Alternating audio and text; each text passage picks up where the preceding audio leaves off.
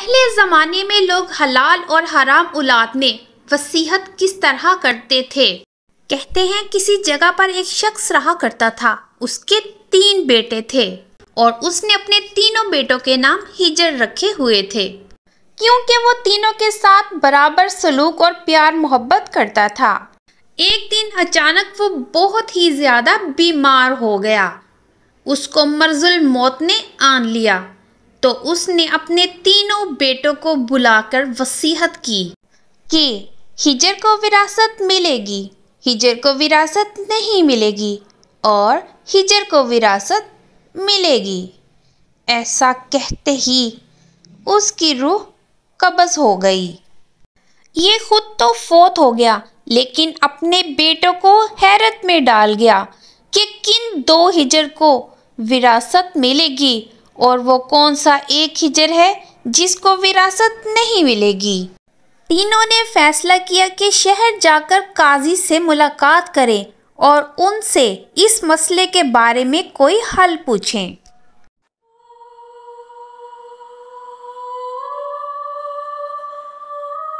مجھے لگتا ہے ہمیں ایسے کبھی نہیں پتہ چلے گا کہ کن 2 کو وراثت ملے گی اور کس ایک کو نہیں ملے گی۔ ہمیں شہر جا کر قاضی کو یہ اپنا مسئلہ بیان کرنا ہوگا۔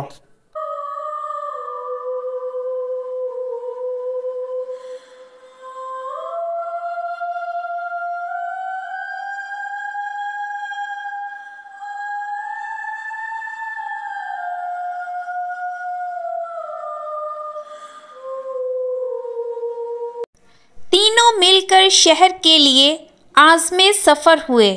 راستے میں انہوں نے ایک ایسے شخص کو دیکھا جو کہ اپنی کوئی چیز تلاش کرتا پھر رہا تھا۔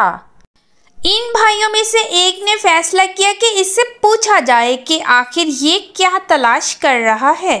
دراصل میری اونٹنی گم ہو گئی ہے اور میں صبح سے تلاش کرتا پھر رہا ہوں پر وہ کہیں نہیں ملی۔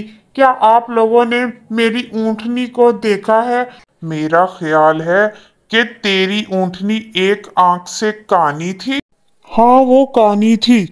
کیا تیری اونٹنی ایک ٹانگ سے لنگڑی تھی؟ ہاں بالکل ایسا ہی ہے۔ کیا تیری اونٹنی کی دم کٹی ہوئی تھی؟ تو اس شخص نے کہا ہاں بالکل میری اونٹنی کی دم کٹی ہوئی تھی، اور وہ بہت ہی زیادہ خوش ہو گیا کہ ان کو معلوم ہے کہ میری اونٹنی انہی کے پاس ہے۔ اب جلدی سے بتا دو میری اونٹنی کہاں ہے؟ تینوں ہجر نے مل کر جواب دیا، باخدا ہم نے آپ کی اونٹنی کو بالکل کہیں نہیں دیکھا، ہمیں نہیں علم کہ وہ کہاں ہے۔ اتنا سنتے ہی وہ شخص غصے سے پاگل ہو گیا اور کہنے لگا تم لوگ جھوٹ بول رہے ہو، میں ابھی تم لوگوں کو قاضی کے پاس لے کر جاتا ہوں، وہی فیصلہ کریں گے کہ تم لوگوں نے میری اونٹنی کو چرا لیا ہے۔ انہوں نے جب اس کی بات سنی تو کہنے لگے ہمیں کوئی اعتراض نہیں ہے کیونکہ ہم تو پہلے ہی قاضی کے پاس جا رہے ہیں، اس لیے آپ ہمیں قاضی کے پاس لے کر جا سکتے ہیں۔ جبکہ اس آدمی کا کہنا تھا کہ تم تینوں نے میری اونٹنی کو ذبح کر کے کھا لیا ہے۔ اس طرح وہ ان کو قاضی کے پاس لے جاتا ہے۔ جب یہ چاروں قاضی کے پاس پہنچے تو اونٹنی والے نے قاضی سے اپنا قصہ بیان کیا۔ قاضی نے کہا جس طرح تم نے اونٹنی کی نشانیاں بیان کی ہیں اس سے تو ایک ہی نتیجہ نکلتا ہے کہ اونٹنی تم لوگوں کے پاس ہے۔ بہتر یہی ہوگا کہ تم لوگ اپنے جرم کا اعتراف کر لو۔ جناب عالی، ہم نے اونٹنی تو نہیں دیکھی، ہاں البتہ ہم نے اونٹنی کے آثار ضرور دیکھے تھے۔ کیسے آثار دیکھے تھے؟ تم سب باری باری کر کے مجھے اپنا مسئلہ بیان کرو، پھر میں فیصلہ کروں گا کہ اونٹنی کس نے چرائی ہے۔ پہلے شخص نے کہا کہ میں نے اسے اس لیے کہا کہ تمہاری اونٹنی ایک آنکھ سے کانی ہے۔ کیونکہ جب ہم راستے میں سے آ رہے تھے تو راستے میں ایک طرف کا گھاس تو بہت ہی زیادہ چرا ہوا تھا جبکہ دوسری طرف کا ویسا ہی پڑا تھا، تو میں نے یہی سوچا کہ جو بھی جانور یہاں سے گزرا ہوگا وہ ضرور کانا ہوگا کیونکہ اس کو ایک طرف کا گھاس نظر آ رہا ہوگا اور دوسری طرف کا نہیں، بس اسی لیے میں نے کہا کہ وہ اونٹنی ایک آنکھ سے کانی رہی ہوگی، لیکن اس کا یہ مطلب نہیں کہ وہ اونٹنی ہم نے چرا لی ہے۔ دوسرے ہجر نے کہا جب میں راستے میں سے گزر رہا تھا तो मैंने देखा कि जमीन पर किसी जानवर के 3 पांव तो बहुत गहरे छपे हुए थे, लेकिन एक पांव हल्का पड़ा था। तो मैंने इसी से यही अंदाजा लगाया कि जो भी जानवर यहाँ से गुजरा होगा वो जरूर लंगड़ा होगा, और उसका चौथा पांव जमीन पर सही से नहीं लग पा रहा था। बस इसीलिए मैंने फैसला किया कि वो जानवर लंगड़ा होगा। जब इसने कहा कि मेरी ऊँटनी गुम हुई है, तो मैंने इससे पूछा, क्या तुम्हारी ऊँटनी लंगड़ी थी? बस इसका यही मतलब था। तीसरे शख्स ने कहा कि ऊंट की आदत होती है कि जब भी वो गोबर करते हैं तो अपना गोबर अपनी दुम के साथ इधर उधर बिखेरते हुए चले जाते हैं, लेकिन जब हम रास्ते में जा रहे थे तो गोबर सिर्फ एक ही कितार में लगा हुआ था, जिसका साफ ये मतलब था कि ऊंट के दुम नहीं थी, क्योंकि अगर उसकी दुम होती तो वो अपना गोबर इधर उधर जरूर बिखेरता। तीनों ने मिलकर एहतजाज किया कि हमने इसकी ऊँटी को नहीं चुराया। तो काजी ने फैसला किया, तुम जा सकते हो, क्योंकि तुम्हारी ऊँटनी इन लोगों के पास नहीं है और ना ही उन्होंने इसको चुरा कर खाया है। तुम जाकर अपनी ऊँटनी की तलाश जारी रखो, वह जरूर कहीं न कहीं मिल ही जाएगी। काजी की बात सुनकर वो आदमी सकते में चला जाता है। उस शख्स के जाने के बाद जब इन तीनों ने अपना किस्सा काजी को बयान किया, तो काजी ने कहा कि आज रात तुम लोग मेहमान खाने में ही रुक जाओ और मैं कल को तुम्हारे मसले का जवाब दूंगा। इस तरह वो खाने के लिए वहीं रुक जाते हैं। जब वो खाने पर मौजूद थे, उन्होंने महसूस किया कि कोई उन पर निगरानी कर रहा है। तो उसमें से एक शख्स बोला, ये सालन कुत्ते के गोश्त का बना हुआ है और मैं तो हरगिज इसको नहीं खाऊंगा, मैं हराम चीजें नहीं खाता। इसी तरह दूसरा शख्स कहता है, रोटियां जिस औरत ने पकाई है वो हमल से है और पूरे दिनों से है, और उसने बहुत तकलीफ में ये रोटियां पकाई हैं, इसलिए मैं ये रोटियां नहीं खाऊंगा। इसी तरह तीसरे शख्स को ये सब बातें सुनकर बहुत गुस्सा आ जाता है और वो कहता है, ये काजी हराम की औलाद है, इसीलिए इसने हमारे साथ इस तरह किया है, वरना अगर ये हलाल की औलाद होता तो कभी भी ये ऐसा काम नहीं करता। ये हराम फेल की औलाद है। ये बात काजी तक पहुंच गई और काजी ने इन तीनों को अपनी अदालत में तलब कर लिया। एक शख्स आया उनको बुलाने के लिए कि काजी तीनों को बुला रहा है। इस तरह वो तीनों डर जाते हैं। काजी साहिब ने आप लोगों को अपनी अदालत में बुलाया है, पूरे 10 बजे पहुंच जाना नीचे और सबके पास आ जाना। ठीक है, हम आ जाएंगे, तुम लोग घबराओ नहीं, हम लोग काजी से अपने सारे सवालात के जवाब पा लेंगे।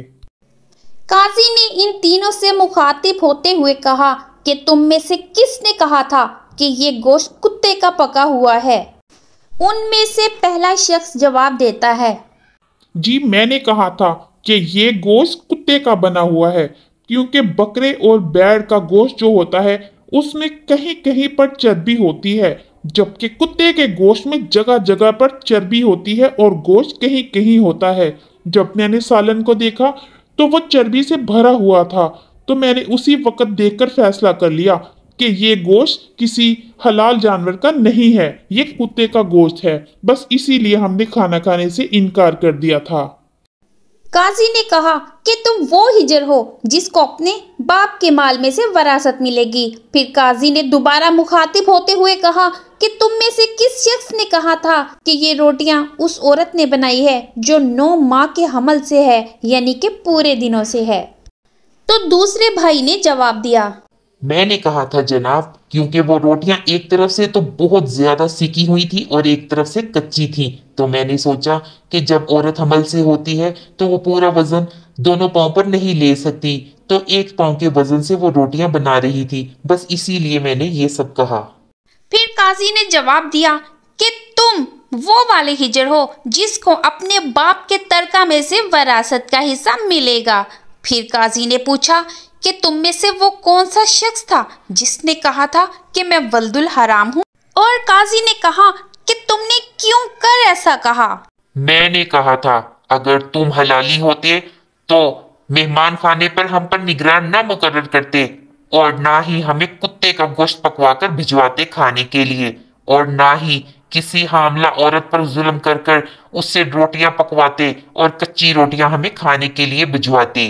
तुमने बिल्कुल कहा, मैं वाकई एक हराम की औलाद हूँ, लेकिन तुम अपने बाप के वो बेटे हो जिसको उसकी विरासत में से हिस्सा नहीं मिलेगा। तो तीसरा भाई हैरान हो जाता है और उससे पूछता है कि ऐसा क्यों है, मुझे अपने बाप की विरासत में से हिस्सा क्यों नहीं मिलेगा? तो इस पर काजी कहता है कि एक वल्दुल हराम ही पहचान सकता है दूसरे वल्दुल हराम को, इसलिए क्योंकि तुम वल्दुल हराम हो इसीलिए तुमने मुझे पहचान लिया, इसीलिए तुम्हें अपनी बाप की विरासत में से कोई हिस्सा नहीं मिलेगा और तुम वल्दुल हराम हो और ये दोनों हलाली औलादे हैं। तो वो तीनों अपनी माँ के पास पहुँचते हैं कि ये क्या माजरा है। तो उनकी माँ पहले सोच में पड़ जाती है, फिर उनको बताती है कि क्या माजरा है। माँ, काजी ने हमारे छोटे भाई को वल्दुल हराम करार दिया है और हमारे बाप की विरासत में इसका कोई हिस्सा नहीं है। आखिर ये क्या माजरा है? क्या तुम इसके बारे में कुछ जानती हो? कहीं हमसे कोई गलती ना हो जाए। आखिर ये विरासत का मामला है। पहले तो कुछ देर माँ सोच में पड़ जाती है, लेकिन फिर आखिर वो कहती है, हाँ मेरे बच्चों, ये बिल्कुल सच है, ये हमारी औलाद नहीं थी। हम एक दिन दरवाजे के पास कोई बच्चे को रोता हुआ छोड़ गए और तुम्हारे बाबा फजर की नमाज पढ़कर घर वापस आ रहे थे तो उन्होंने देखा कि हमारे दरवाजे पर एक बच्चा पड़ा हुआ है, बिल्कुल नामौलूद। तो वो उसको उठाकर अंदर ले आए और इसका नाम भी हिजर रख दिया और इसकी परवरिश भी बिल्कुल वैसे ही की जैसे तुम दोनों सगी औलादों की, इसलिए तुम तीनों का नाम हिजर रख दिया। और विरासत के टाइम उसने अपने बच्चों को विरासत में हिस्सा दिया, इसको नहीं दिया क्योंकि ये उसकी औलाद नहीं थी। वो तीनों कहते हैं कि माँ बेशक बाप ने इसको हिस्सा नहीं दिया, लेकिन अब हमेशा हम तीनों भाई ही हैं। और छोटा भी इस बात से बिल्कुल भी नाराज नहीं होता, क्योंकि ये वो माँ बाप थे जिन्होंने उसको जिंदगी दी थी, जिन्होंने उसको पाल पोस कर बड़ा किया था और अपने कदमों पर खड़ा किया था। बस मेरे बच्चों, जैसे तुम्हारे बाप ने तुम्हें एक साथ रखा है, तुम लोग भी हमेशा एक साथ ही रहना, क्योंकि इत्तेफाक में बहुत बरकत होती है। तो दोस्तों, अगर आपको हमारी कहानी पसंद आई है तो लाइक कर दीजिए।